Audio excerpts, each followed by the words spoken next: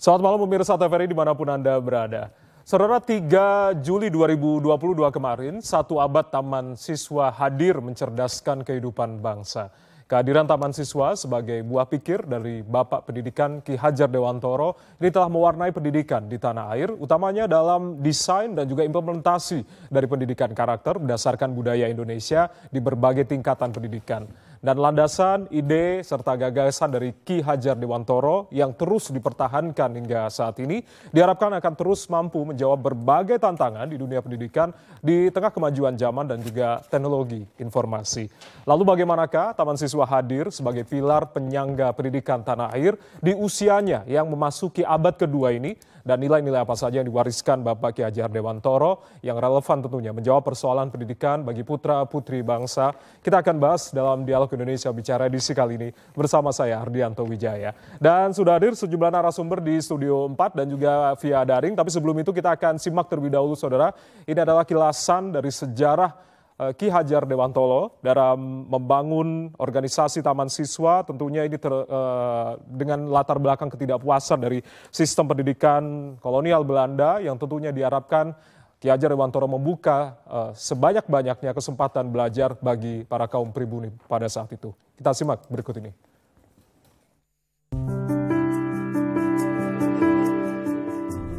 Cikal bakal perjalanan sejarah pendidikan di Indonesia tak lepas dengan sebuah organisasi yang bernama Taman Siswa. Taman Siswa didirikan pada tanggal 3 Juli 1922 sebagai bagian dari bentuk ketidakpuasan Ki Hajar Dewantara atas sistem pendidikan yang diterapkan pemerintahan Belanda. Seiring perjalanan waktu, perguruan Taman Siswa berkembang hingga terbentuk Taman Indria sebagai sekolah untuk taman kanak-kanak hingga perguruan tinggi Sarjana Wiyata Taman Siswa. Ki Hajar Dewantara yang dulunya pernah menjadi wartawan dan aktif di dunia politik dikenal sebagai sosok bangsawan yang memiliki pemikiran jauh ke depan. Ia aktif sebagai penulis yang memiliki kebudayaan tinggi dan sangat termotivasi untuk bersekolah di Belanda. Pada tahun 1919, setelah pulang dari Belanda, Ki Hajar Dewantara bersama dengan teman-temannya mengadakan pertemuan dan dari pertemuan tersebut dihasilkan beberapa pemikiran mengenai pendidikan di Indonesia. Di dalam sistem pendidikan Taman Siswa, Ki Hajar juga melahirkan semboyan untuk para guru dalam mengajar di perguruan Taman Siswa, yaitu Ingar Sosung Tulodo, Ing Madio Mangunkarso, Tutwuri Handayani, yang artinya di depan memberi teladan dan contoh, di tengah membangun prakarsa atau menjadi penyemangat, dari belakang mendukung atau memberi dukungan. Semboyan yang melegenda inilah yang kini hingga dijadikan panutan dan slogan bagi dunia pendidikan di Indonesia. Sudah genap 1 abad berdirinya Taman Siswa, namun semangat dan pemikiran Ki Hajar Dewantara sepertinya tak lekang oleh waktu dan terus dipakai hingga saat ini untuk memajukan pendidikan di Indonesia.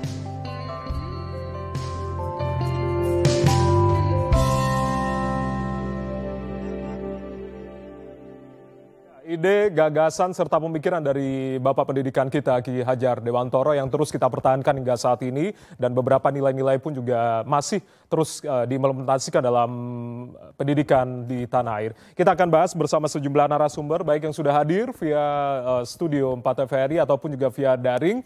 Kita akan sapa terlebih dahulu Pak, atau mungkin lebih akrabnya karena 100 tahun Taman Siswa, saya panggil Ki dan juga Nyi ini ya. Yang pertama di sebelah saya Ki Darmaning Tias, penasehat dari Persatuan Keluarga Besar Taman Siswa. Ki Darma, selamat malam. Selamat malam Jaya dan para pemirsa TVRI. Sudah hadir malam hari ini, salam sehat selalu. Dan alhamdulillah sehat. Alhamdulillah sehat. Dan juga Nyi Santi Diansari Hargianto Sarino, ini dari perwakilan dari The Generation of Taman Siswa. Nyi Santi, selamat malam, salam sehat. Selamat malam dan salam sehat. Salam sehat, terima kasih sudah berkenan hadir. Dan juga Ki Saur Panjaitan, Sekjen dari Taman Siswa. Ki Saur, selamat malam, salam sehat. Ya, salam dan bahagia untuk seluruh warga Taman Siswa. Salam dan bahagia karena sudah akan melalui abad kedua ini sudah di abad kedua. Baik, yang via daring malam hari ini yang sudah tersambung adalah Ki Priyo Duyarso, Ketua Dewan Kebudayaan Yogyakarta. Ki Priyo, selamat malam Ki Priyo, salam sehat.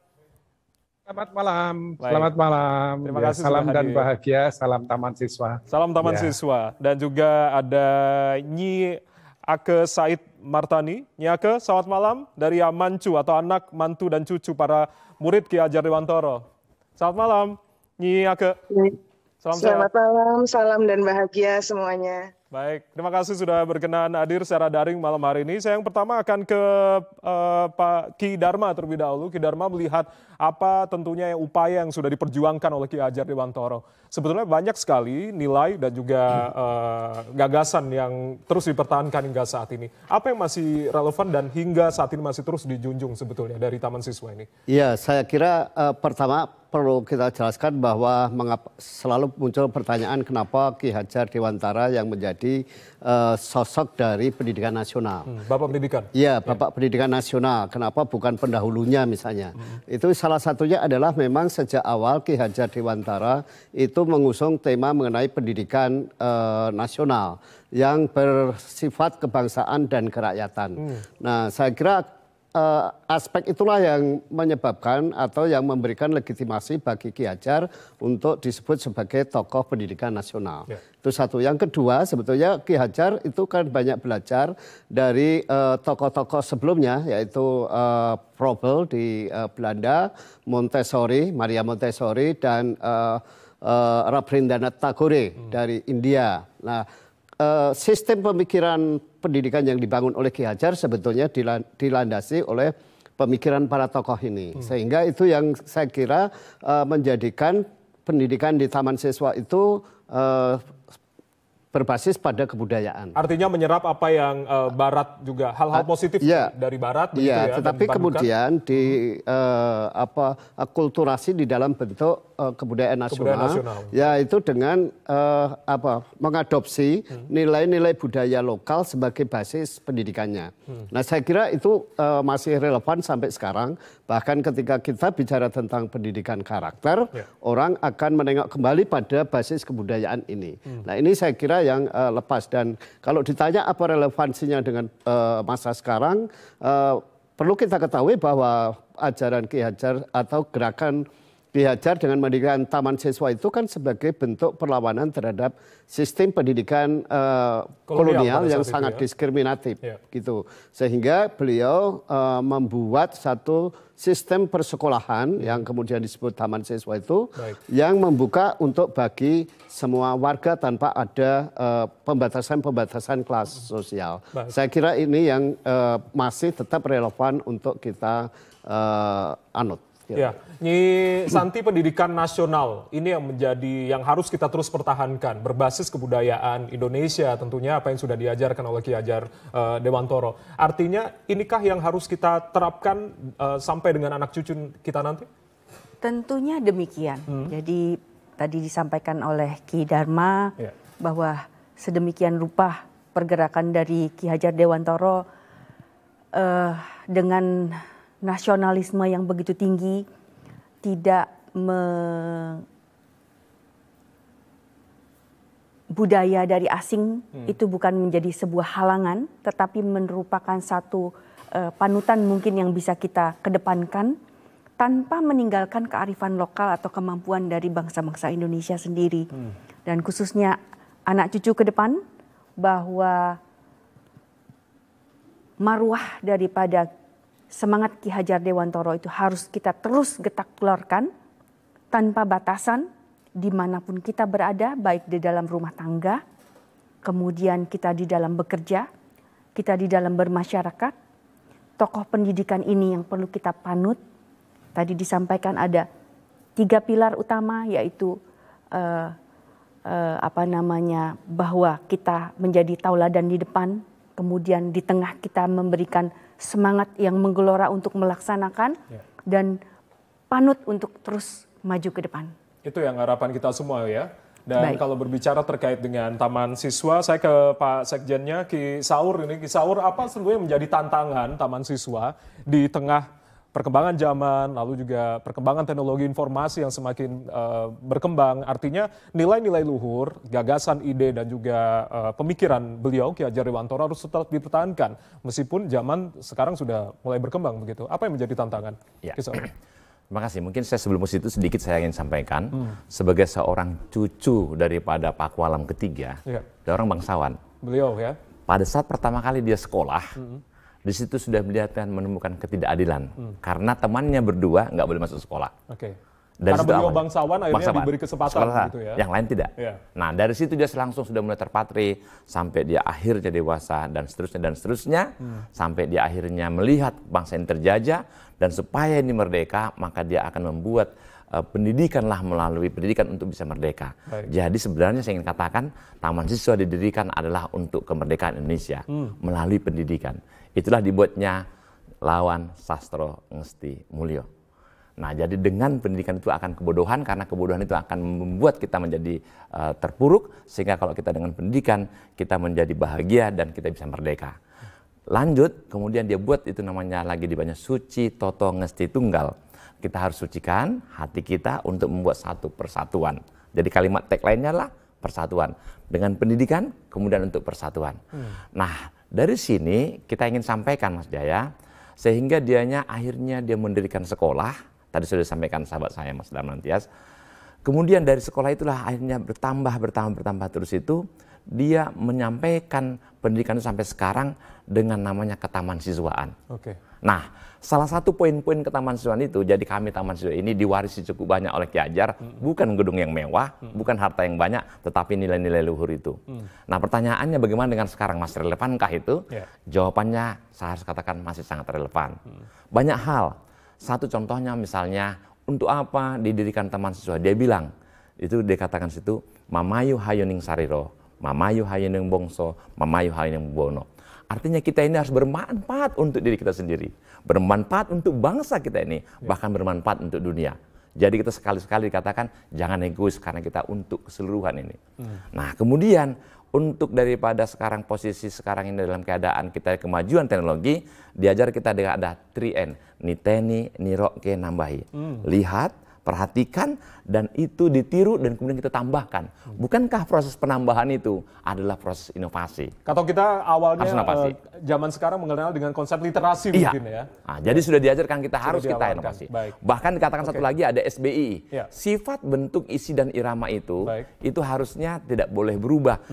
Isinya, iramanya, itu bentuknya boleh berubah sesuai zaman. Ya, tapi sifatnya nasional jangan. Oke, siap. Nanti kita akan bahas lagi, Ki dan juga Nyi, di malam hari ini. Saya akan tanyakan juga ke Nyi Ake dan juga Ki Priyo. Nanti usai jeda berikut ini, tetaplah bersama kami di Dialog Indonesia Bicara TVRI. Kami kembali saat lagi. Terima kasih Anda masih bersama kami di Dialog Indonesia Bicara TVRI. Malam hari ini kita masih membahas dan juga selebrasi merayakan 100 tahun Taman Siswa atau 1 abad Taman Siswa. Masih bersama sejumlah narasumber yang via daring ataupun juga yang sudah hadir di Studio 4 TVRI.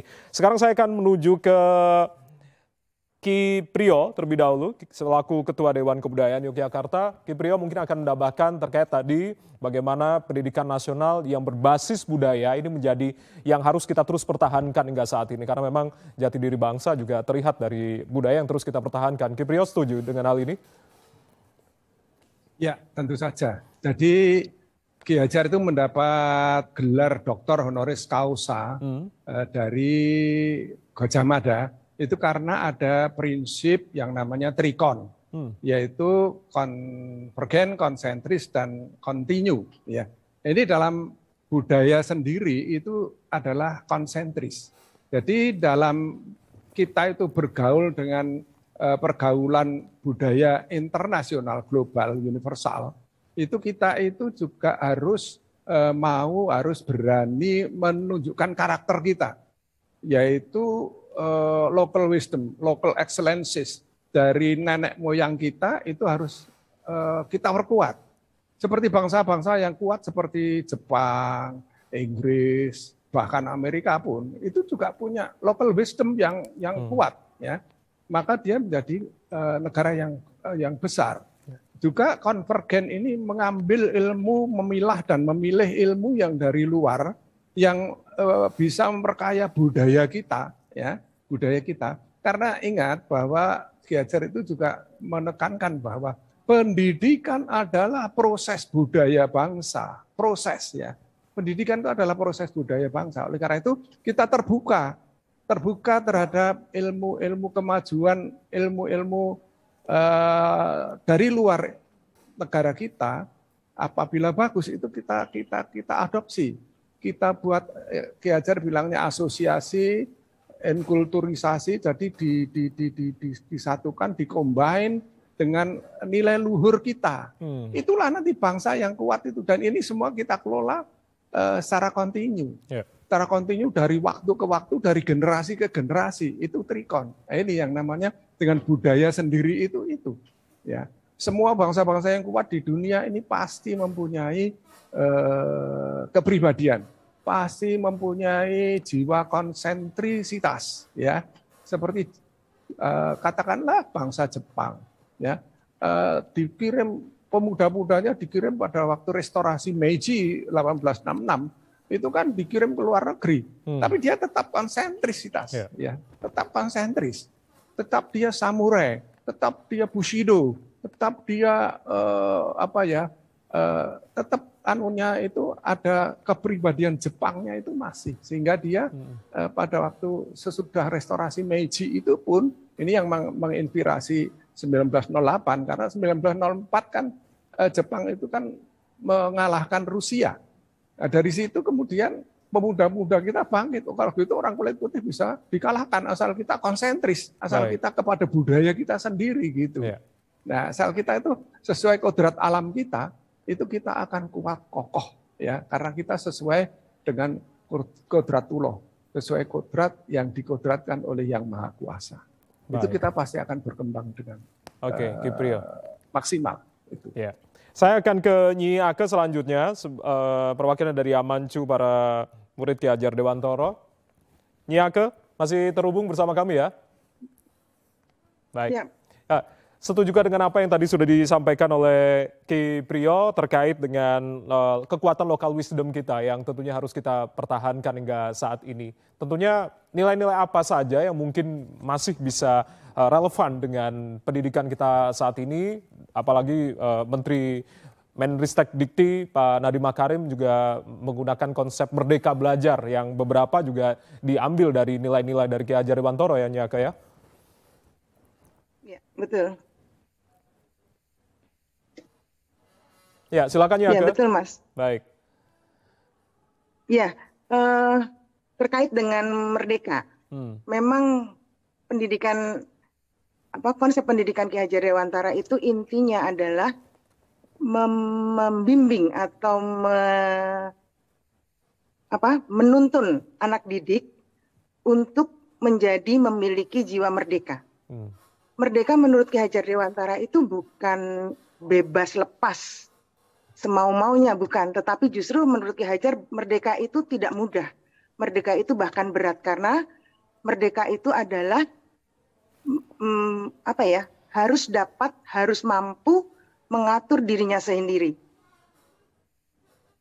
Dengan kata lain, harus menjadi orang yang mempunyai integritas yang tinggi, mempunyai disiplin pribadi yang tinggi.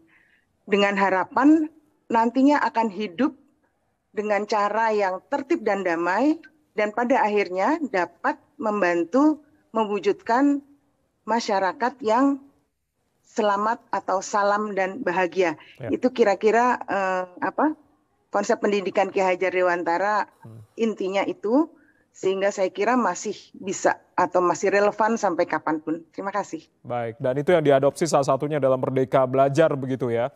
Pak Dharma, artinya betul, merdeka. Nilai-nilai ataupun juga gagasan dari Ki Hajar Dewantara yang kemudian diadopsi dari kurikulum Merdeka Belajar ini, apa yang harus dicermati dari kebijakan yang sudah digulirkan oleh Kemendikbudristek ini?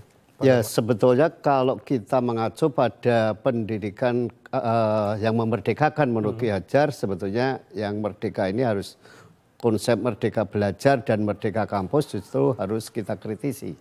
Kenapa? Karena ini justru... Artinya kritisinya? Kritisinya karena kalau merdeka dalam pengertian dari Ki Hajar itu terbebas dari ketergantungan pada pihak luar, gitu ya. Tidak mudah artinya kata nah, sementara kalau merdeka kampus, merdeka belajar, ini kita justru menggantungkan pada pihak luar. Katakanlah misalnya pada konsep merdeka kampus, itu kan salah satu indikatornya itu adalah mengikuti rankingan yang dibuat oleh negara-negara, oleh lembaga perankingan. Sementara kalau Ki Hajar, dan itu kan akan menciptakan ketergantungan.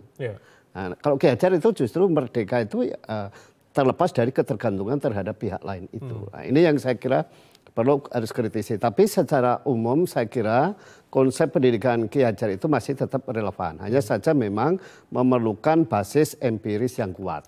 Jadi ini yang saya kira kritik untuk teman-teman di internal di Taman Siswa. Karena secara konseptual gagasan Ki Hajar itu relevan, apalagi dengan kecenderungan privatisasi, liberalisasi di sektor pendidikan. Ini kan bertentangan dengan perjuangan Ki Hajar zaman dulu, gitu. Tetapi ketika kita ditanya mana contoh pendidikan Taman Siswa yang mengimplementasikan ajaran-ajaran Ki Hajar, nah ini yang kita mentok, gitu. Karena itu saya kira yang kita perlukan sekarang terutama untuk internal Taman Siswa adalah mencari basis empiris atau membuat basis empiris yang mampu mewujudkan gagasan-gagasan pendidikan Ki Hajar ini. Karena sampai kapanpun terutama ketika negara ini kecenderungan ke arah globalisasi makin kuat, maka konsep-konsep pendidikan dari Ki Hajar itu semakin relevan. Gitu. Termasuk juga tadi ketika kecenderungan orang untuk mengusung budaya lain, budaya luar makin kuat, maka konsep-konsep atau pemikiran Ki Hajar mengenai pendidikan yang berbasis kebudayaan itu menjadi sangat relevan. Ini menjadi PR di internal Taman Siswa. Artinya Pak Saur, Ki Saur mungkin bisa menjawab apa yang sudah disampaikan oleh Pak Dharma tadi. Oke, saya senang sekali itu masalah konsep Merdeka Belajar. Jadi gini, begitu Kemendikbud mengambil logonya dan benderanya adalah Tut Wuri Handayani. Dan kita sama-sama tahu bahwasanya menteri pertama adalah Ki Hajar Dewantara. Maka sejarah membuktikan sesungguhnya nilai-nilai Taman Siswa itu sudah diboyong banyak di Kemendikbud. Itu logika berpikir pertama. Sehingga dengan demikian kita bangga untuk itu. Cuma sekaligus kalau saya katakan tadi ini, Kemendikbud kita harapkan dalam membuat sesuatu undang-undang peraturan apapun itu, biasanya mengambil itu naskah akademiknya adalah nilai-nilai Ki Hajar Dewantara. Saya pikir itu yang kita inginkan. Nah, saya ingin sampaikan juga kepada pemerintah agar kiranya itu lebih membumi, biarlah dikereklah bendera daripada Taman Siswa itu di sana. Sudah di saatnya kita mulai abad kedua ini Taman Siswa, saatnya juga Mendikbud itu harusnya mengerek bendera itu. Nah, untuk internal kita di sini mungkin Mas Jaya harus katakan memang semuanya itu yang kita katakan tadi teman-teman mau karakter segala macamnya itu, yang paling penting sebenarnya paling depan adalah pamongnya, gurunya. Karena apapun yang kita buat tadi nilai-nilainya tadi itu semua nilai-nilai tadi ini, yang mempraktekannya, kalau itu yang melakoninya, yang melaksanakannya di lapangan adalah para pamong. Sehingga kita hari ini benar-benar mengatakan dalam hal ini kita bagaimana pamong ini kita berikan basis yang sangat baik supaya bisa mengimplementasikan pada nilai-nilai luhur itu. Dalam banyak kesempatan kami sering mengatakan dengan Kemendikbud supaya kita menomorsatukan bagaimana kita pamong itu. Baik, itu mimpi kita bersama menjadikan Taman Siswa sebagai pilar penjaga pendidikan. Saya akan mengucapkan terima kasih kepada Ki Priyo Dwi Arso, Ketua Dewan Kebudayaan Yogyakarta, dan juga Nyi Ake Said Martani, Amancu Ki Hajar Dewantara sudah bergabung bersama kami via daring. Ki dan juga Nyi, terima kasih. Apakah baik saya boleh titip sedikit pesan, Mas? Ya, singkat saja ya Nyi ya, singkat karena kita akan bergantian. Singkat saja Nyi. Amancu, perwakilan dari Amancu membuat buku, Mas. Ya. Menyambut 100 tahun Taman Siswa. Taman Siswa dan Indonesia ya, Nyi. Kisah-kisah para murid.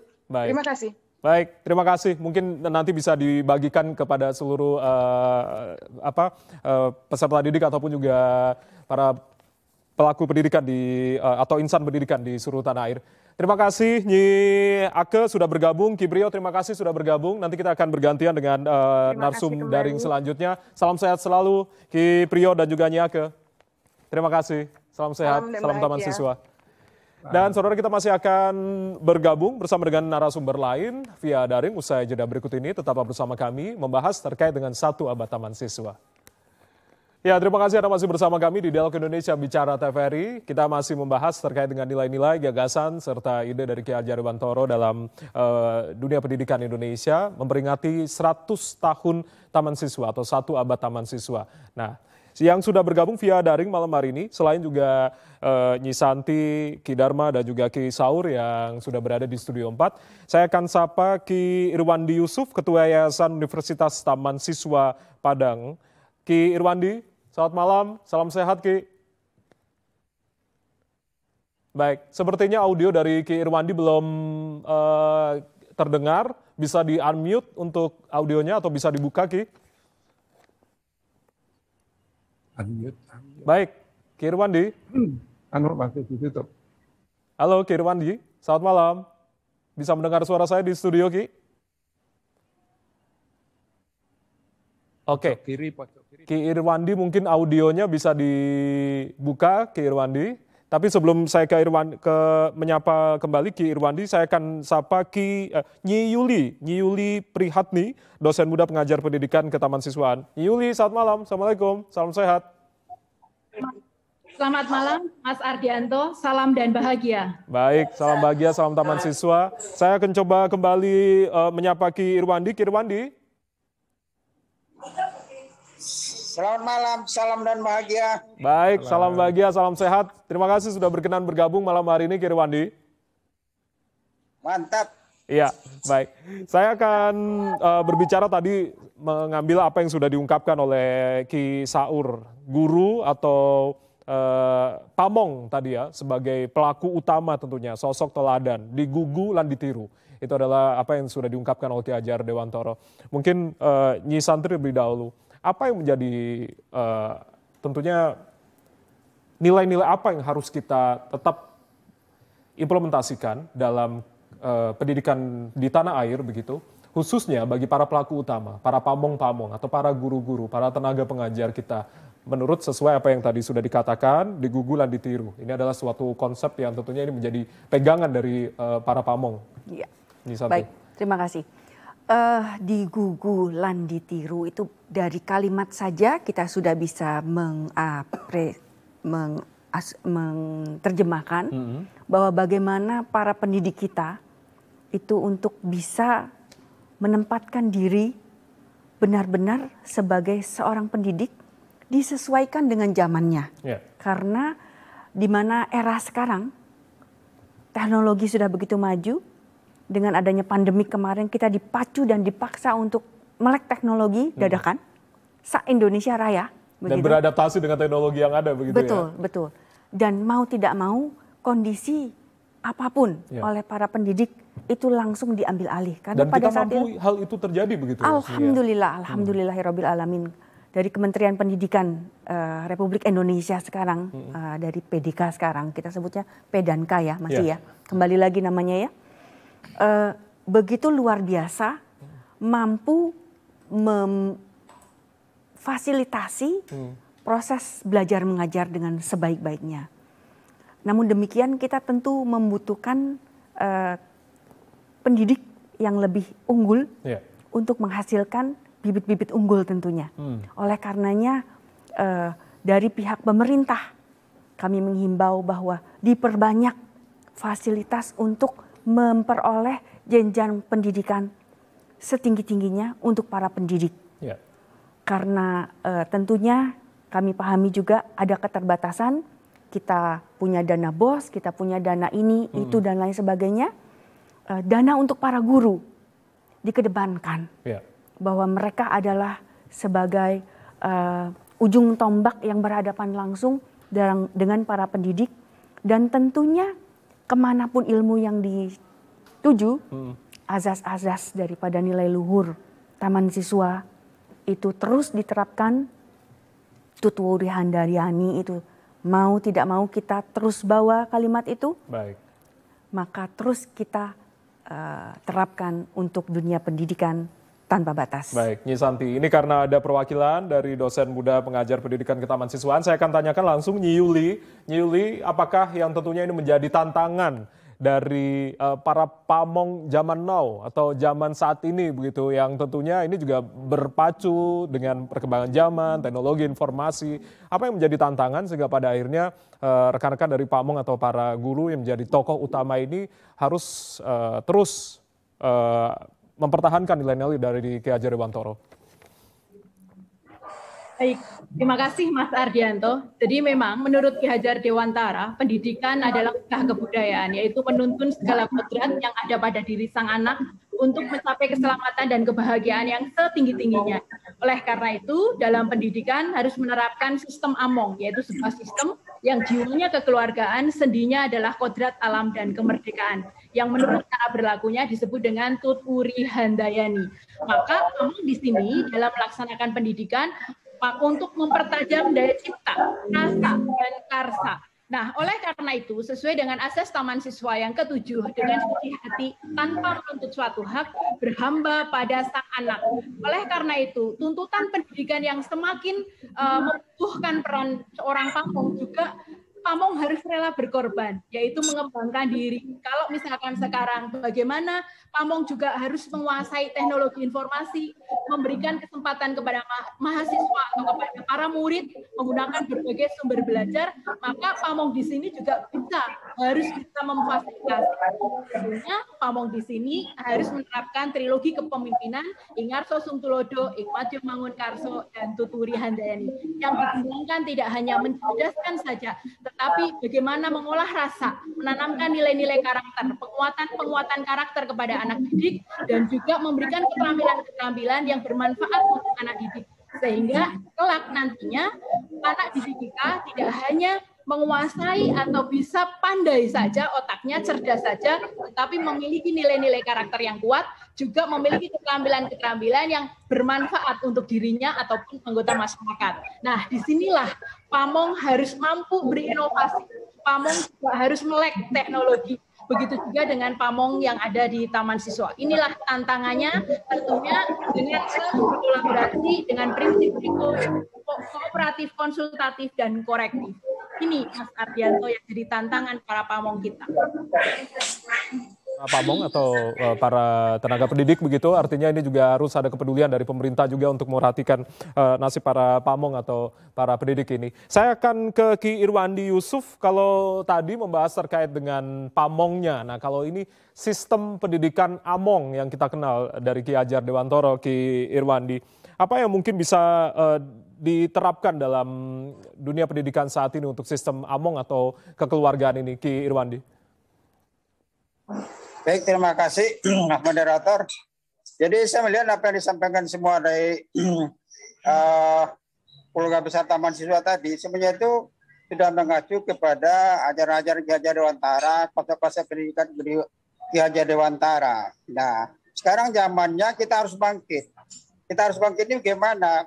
Karena zamannya zaman milenium. Oleh karena itu, bagaimana konsep-konsep pendidikan, bagaimana ajaran Ki Hajar Dewantara, filosofi Dewantara ini kita mengimplementasikannya dalam dunia milenial hari ini. Ya, sebagai contoh, kalau bagaimana pusat pendidikan tadi, bagaimana pendidikan di tengah di tengah keluarga, pendidikan formal, kemudian masyarakat, ini harus diimplementasikan. Sebab kalau tidak, dia akan tetap berupa konsep, walaupun sampai ulang tahun yang keberapa, dia tetap jadi berupa konsep. Oleh karena itu, saya berharap kepada kita semua, terutama insan dari Taman Siswa, ini harus kita mengimplementasikannya. Kita kan juga punya perguruan tinggi, dan mereka juga siap, saya kira, untuk bagaimana mengimplementasikan ajaran Ki Hajar Dewantara ini dalam dunia kekinian ini, dalam dunia 4.0 ini, bagaimana sikap kita? Saya kira itu yang baru bisa kita bangkit dari yang selama ini kita cuma tahu konsep-konsep Ki Hajar Dewantara saja. Jadi kita harus berani mengimplementasikannya, sehingga dengan demikian kita mampu mewarnai pendidikan di Republik ini sesuai dengan karakter bangsa kita. Sebab Ki Hajar menyampaikan bahwasanya Taman Siswa itu adalah badan perjuangan kebudayaan. Nah, untuk apa? Untuk mensejahterakan masyarakat. Dengan cara bagaimana? Dengan cara tertib damai. Akhirnya salam dan bahagia. Ini filosofi yang sangat dalam sekali dan ini bisa kita gali. Dan kita bisa implementasikan, kita bisa aplikasikan dalam sebuah bentuk kurikulum. Kenapa? Karena kalau karakter ini, budaya ini tidak kita kita tanamkan di tengah-tengah anak didik kita, nanti akan jadi apa anak-anak didik kita ini? Kalau cuma diajarkan kepada fonetiknya, kepada brainnya, jadi mereka akan jadi sebuah kelompok yang nanti bisa menjadi ya kapitalis, liberalis, dan individualis. Ini harus kita waspadai. Jadi kuncinya adalah di budaya tadi, di karakter tadi. Ya. Secara itu menurut kami dari daerah, demikian Mas. Baik, Ki Irwandi. Nanti kita akan bahas bagaimanakah tanggapan dari Ki Dharma dan juga Ki Saur terkait tadi berani mengimplementasikan konsep. Karena tadi PR-nya Pak Dharma juga sudah mengungkapkan tidak hanya di internal, karena memang harapannya Taman Siswa juga sebagai pilar penyangga pendidikan nasional begitu, tapi juga untuk pendidikan tanah air secara keseluruhan begitu. Masih banyak konsep-konsep dari Ki Hajar Dewantara yang harus kita terus pelajari dan implementasikan. Tadi apa yang sudah diungkapkan oleh Ki Irwandi. Kita akan bahas di segmen selanjutnya, saudara. Tetaplah bersama kami di Dialog Indonesia Bicara TVRI. Kami kembali saat lagi. Terima kasih Anda masih bersama kami di Dialog Indonesia Bicara TVRI. Saudara, informasi bagi Anda di 1 abad usianya, Taman Siswa saat ini sudah ada 130 cabang mulai dari taman kanak-kanak hingga perguruan tinggi. Ini yang menjadi PR bagi kita semua untuk bisa mengimplementasikan konsep-konsep tadi yang sudah diungkapkan oleh Ki Irwandi dalam dunia pendidikan khususnya di Taman Siswa. Saya akan ke Pak Saur, artinya konsep-konsep yang harusnya diimplementasikan, apalagi konsep dari Ki Hajar Dewantara juga masih banyak begitu Pak dalam dunia pendidikan. Ini juga menjadi PR di internal Taman Siswa untuk bisa diimplementasikan dari Pulau Sumatera hingga ke ujung timur di Maluku yang terakhir begitu ya. Nah, silakan Pak Saur. Terima kasih. Jadi yang pertama saya ingin tekankan kembali, Ki Hajar itu memulai suatu, kita ada peraturan besar kita, dimulai dengan tertib damai. Tertib dan damai. Jadi tidak ada ketertiban tanpa kedamaian. Tidak ada kedamaian tanpa ketertiban. Jadi ini pertama harus diimplementasikan semuanya. Tertib administrasi, tertib organisasi, tertib apa saja. Tertib damai ini akan menghasilkan, jadi dan perjuangan Taman Siswa akan mencapai salam bahagia. Finalnya adalah salam bahagia dalam keadaan apapun itu. Nah jadi kita implementasinya sampai hari ini kita harus katakan kenapa bisa 100 tahun Taman Siswa sampai ada berdiri.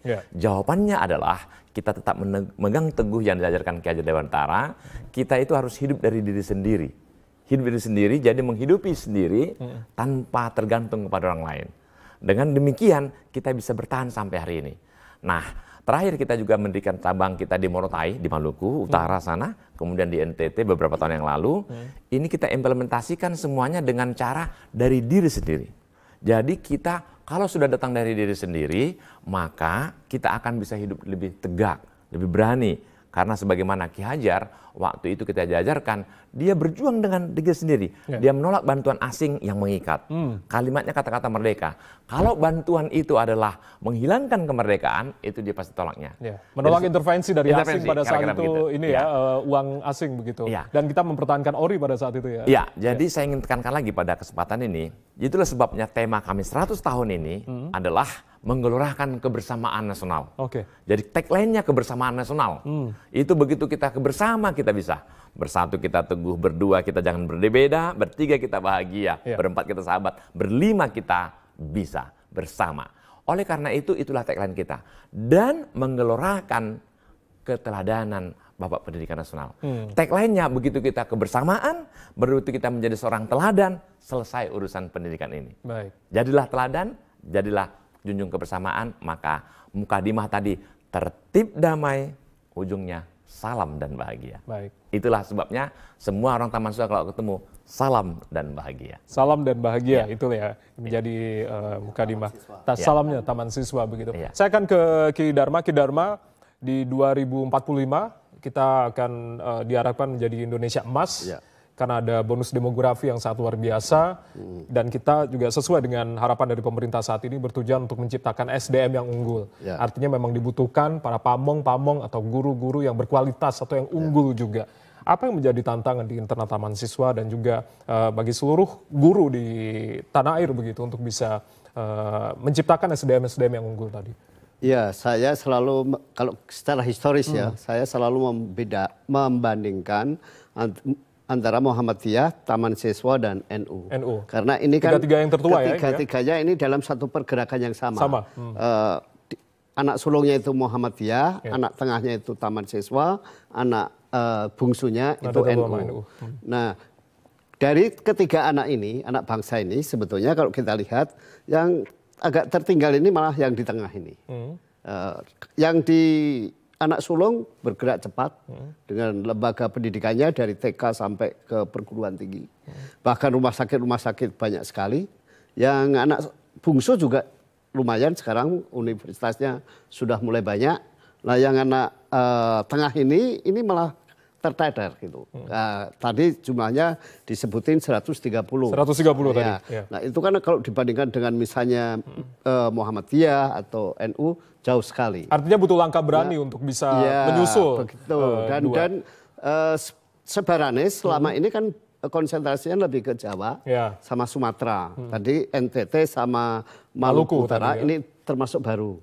Nah karena itu saya kira tantangan ke depan bagi insan Taman Siswa adalah bagaimana mengembangkan lembaga pendidikannya ini secara skopnya itu luas dan kualitasnya tinggi. Nah ini memang memerlukan satu mindset yang harus berubah total di internal Taman Siswa supaya paling tidak itu bisa mengejar ya anak bungsu lah. Kalau anak sulung agak susah gitu. Tapi paling enggak anak bungsu ini bisa. Artinya perubahan mindset seperti apa yang harus ditekankan? Saya kira lembaga Taman Siswa itu harus menjadi lembaga seperti Muhammadiyah dan NU terbuka bagi semua insan di Indonesia yang memiliki potensi dan komitmen. Sekarang ini kondisinya tertutup. Untuk keanggotaannya atau seperti apa? Iya. Muhammadiyah dan NU itu kan sangat terbuka. Siapa yang punya potensi itu direkrut jadi anggota, diberi kartu anggota. Dan memberikan sumbangsi pada Taman Siswa begitu ya? Betul gitu. Sehingga NU Muhammadiyah itu memiliki jaringan di semua kementerian. Sehingga pengembangan Taman Siswanya itu pengembangan Taman Siswanya kalau kita punya basis di banyak kementerian jauh akan lebih mudah. Nah sekarang ini kan kebanyakan yang menjadi anggota Taman Siswa yang memiliki kartu anggota itu adalah pamong-pamong, mantan pamong. Ya tentu mereka nggak punya potensi apa-apa di situ. Mereka hidup di situ. Lah kita butuh orang yang menghidupi Taman Siswa, bukan yang hidup dari Taman Siswa. Ini kalau Taman Siswa di abad berikutnya itu akan tetap jaya. Kalau enggak, itu hanya akan tinggal kenangan, gitu ya. Mungkin kebetulan sekarang masih ada anak cucu yang masih memiliki komitmen, tapi kita tanya apakah anak cucu beliau juga memiliki komitmen terhadap Taman Siswa atau enggak gitu. Nah, ini kira-kira tantangan ke depan bagi insan Taman Siswa. Baik, Nyisanti, tantangan-tantangan tadi sudah disebutkan, apakah ada tambahan? Menghadapi tantangan-tantangan ke depan. Abad kedua. Kita memasuki hari pertama abad kedua itu besok. Yang insya Allah kita bersama-sama hari ini. Karena kemarin tanggal 3 tepatnya. Jadi hari ini adalah langkah hari pertama memasuki abad kedua. Tantangan itu akan terus datang. Tanpa batasan waktu. Dan kami yakin bahwa Taman Siswa akan terus berjaya. Coba bayangkan, Ki Hajar 100 tahun silam plus 1 hari sudah memiliki falsafah ideologi yang sedemikian rupa yang bisa dipanuti oleh semua lini. 100 tahun lalu loh. Kita bertugas untuk melaksanakan. Bisa atau tidak? Jawabannya tidak bisa tidak. Harus bisa.